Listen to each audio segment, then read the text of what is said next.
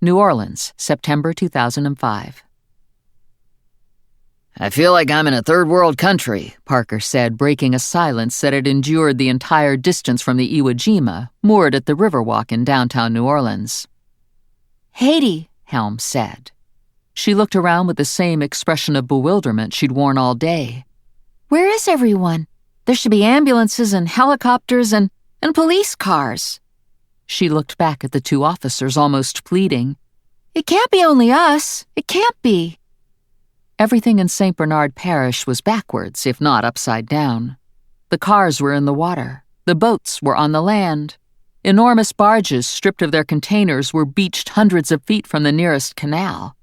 Trailers had been forcibly separated from their tractors and were scattered haphazardly across drenched and flattened fields like so many giant Tonka toys.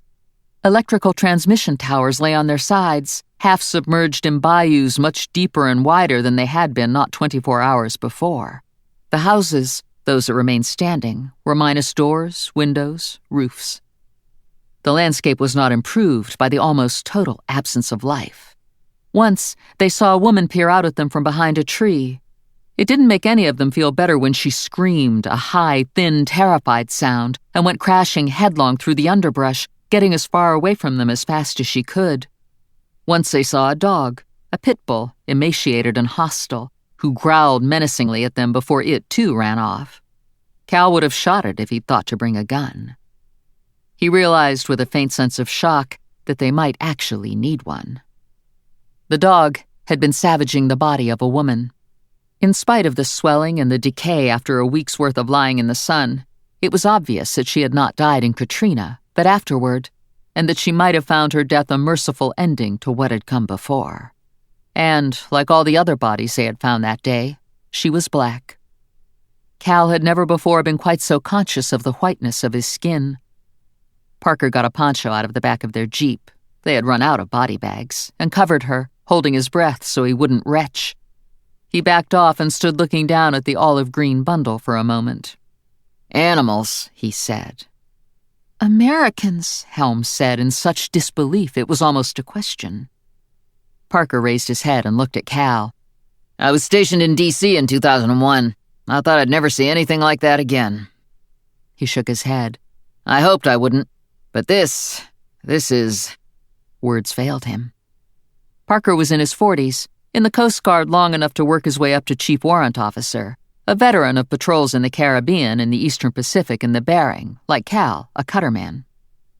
On 9/11, Cal had been in New York City, testifying at a UN hearing on international maritime regulations.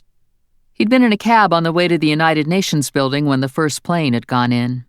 It had been a beautiful morning, he remembered. Clear, cool, the streets of New York filled with parents taking their children to school, people headed to work. He'd reported to the scene as soon as news of what happened had penetrated his meeting, and worked 3 days and nights helping to dig people, mostly dead, out of the debris.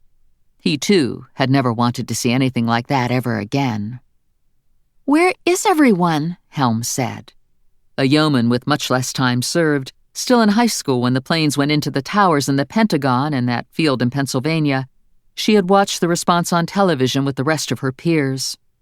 There had been a massive response of fire and rescue personnel and equipment to that disaster. She looked around now, expecting a line of response vehicles, ambulances, fire trucks, heavy equipment to begin the process of recovery to roll up and disgorge the people who were supposed to be doing this kind of work, people who were trained in it. "I was just here to see New Orleans," she said numbly. "I wanted to hear some good music, eat some beignets, walk around the French Quarter."